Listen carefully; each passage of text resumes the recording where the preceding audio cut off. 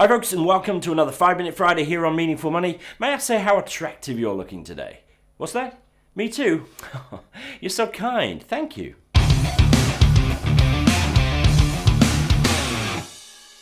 Right, here we are once again. Great to have you with me. Thank you for joining me. I'm going to talk about 3 quick budgeting tips today. Budgeting really is the foundation of wealth building because it helps you pay yourself first and determine where you should put that money to the best use. But it isn't easy always to get right. So today I'm going to go over 3 tips to help you budget more effectively. So you know the drill by now. I'm going to put 5 minutes on the clock down here. Say a quick thank you to my friends at 7 Investment Management for continuing to sponsor the show. And let's crack on. First tip is to have 2 bank accounts. Quite simple, you have one for bills, that's regular direct debits, and you have another one for spending. The bills is for fixed monthly outgoings, the stuff which you know is going to be broadly the same month after month, and then the spending account is for the stuff which changes all the time, like maybe you go out a little bit more this month, maybe you've got some extra birthdays to pay for, stuff like that, the sort of day-to-day expenses. By doing it this way, it means you only have to actually physically budget about half the things you spend your money on. All the fixed bills are pretty much looked after. You just leave enough money in that account to pay the bills and then shift enough money to your spending account to cover the rest of the stuff that you spend money on, and it's that you need to actually budget and determine what you're going to spend your money on. Very simple. Get your money in from your income and then leave enough in the bills account, shift the rest to the spending account and budget that. But I've actually covered that a million times before, so we're going to call that a little sort of bonus reminder tip and actually now get to the 3 main tips. The first is to use technology to help you out. There's a few ways you can do this. Firstly, we have the challenger banks. You know what I mean, the up-and-coming internet-only banks. Places like Monzo and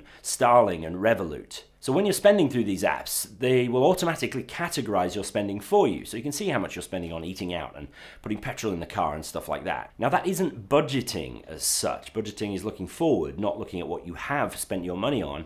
But by looking back, you can see where you might need to adjust and maybe make changes in the coming months. Yolt is another good system for aggregating your financial stuff and helping you with this process. Some of these systems will allow you to set budgets for your spending and then they will alert you as you get near to your limit. So that's pretty cool. It just helps you stay on track throughout the month. You know, technology is there to make our lives a little bit easier, so we need to use it. Next little tip is to minimize how much cash you carry. Cash is responsible for much of the money that disappears without us really knowing where it's gone. You know the drill. You take 30 quid out of the bank on a Monday, and by Wednesday afternoon, you're not quite sure where it's all gone. Your colleague asks for sponsorship for his 8-year-old kid to do a sponsored lie down or something. The tea bag and biscuits kitty needs topping up at work, and maybe you and your bestie have a Costa after work one day. Cash has a knack of disappearing on little things like that. So a good way to get over that is to keep as little cash on you as possible. Now, I know it's just as easy for you to go contactless and for money to disappear that way. But as we've seen, the technology will help you a little bit in keeping track of transactions that go through the banking system, whereas cash is untraceable.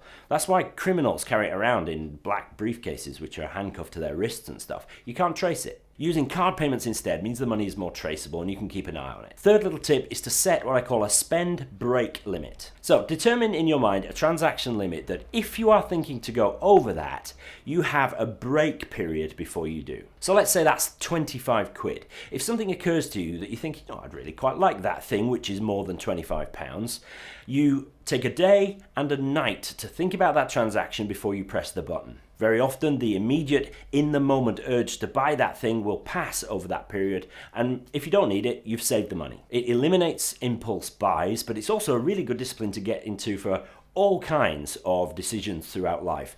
Taking a breather, taking 24 hours to really chew it over before pushing the button. So, use technology to help you with your budgeting and to stay on track. Carry as little cash as possible, and then put a spend break in place just to protect against impulse buys. 3 little tips for budgeting success. Hope you found them useful. Maybe you can tell me if you put them to good use. If you like this video, hit the like button, hit subscribe if you're not already, and I'll see you next week for another 5-Minute Friday. Have a great weekend.